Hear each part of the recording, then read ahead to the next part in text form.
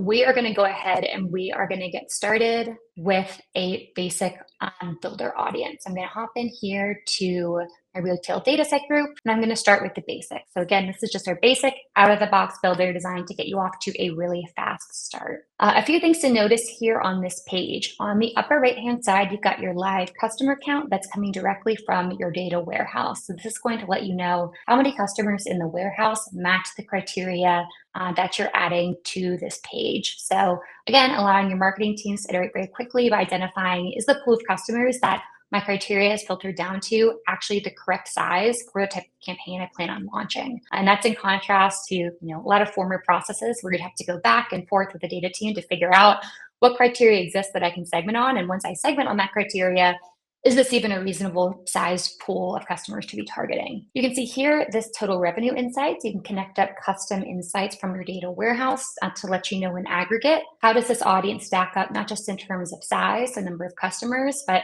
characteristics like how much historical revenue have they driven. So, other characteristics that you can use to evaluate what is the actual importance or value of this audience to my organization historically. You're also going to be able to add in breakdowns. So you can choose from the characteristics that are coming from your data warehouse to figure out how is this audience distributed across characteristics that it might be important to know about. So things like geography or source channel. All characteristics that are going to be critical to ensuring that you understand the breakdown of the audience. And again, this is completely custom to your organization. You can break down across whatever criteria exist in your data warehouse. All right, so with that, I'm going to go ahead and we're going to build an audience of churned customers with active coupons. I'm going to focus in on customers who haven't been purchasing recently, but who do have an active incentive that I could potentially use to draw them back in. So first things first, here you see this audiences box. So this is going to allow you to include or exclude other audiences within your organization in order to hone in on that desired segment. So in this case, a common exclusion criteria you see might be like a global control list or a global opt-out list. So either folks that across the board you want to use as a control group so you can evaluate the success of all of your experiments, or an opt-out list that consists of folks who don't have the communication preferences that you would need to actually launch this campaign.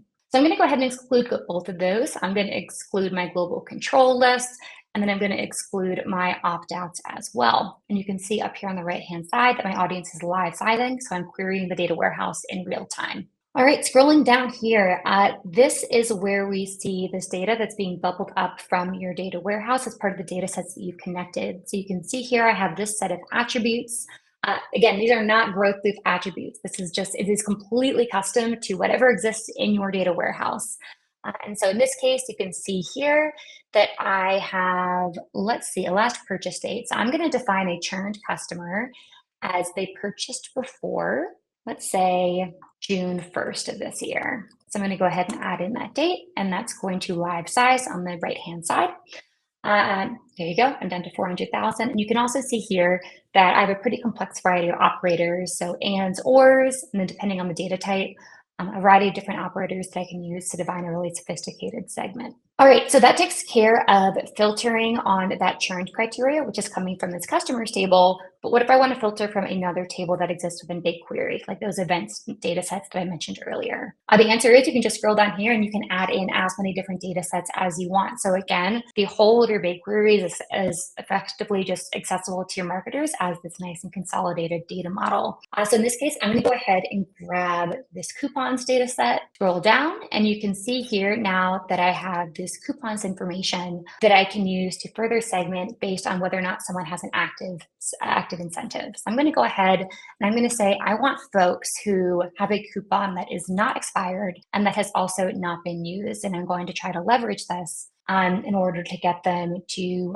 repurchase. So my audience is going to resize here. So I'm down to about 213,000 customers. So if I felt like this was too large or too small, I could continue to iterate on this criteria. Maybe if I wanted to shrink it down, I could say I only want folks who have a coupon value above a certain amount. It's totally up to you. But again, this is just what helps eliminate that feedback loop between your non-technical teams, your data teams, and allows marketing teams to quickly activate and iterate on the criteria to get the audience that they're looking for. All right, so I am going to go ahead and export this audience. And with GrowthLoop, you're going to be able to export across over 100 different destinations. So again, that's getting at that aspect of composability where you have maximum flexibility with your downstream channels. So whatever your team prefers to activate with, whether that's paid media, an ESP, CRM, it's all available to you in this platform.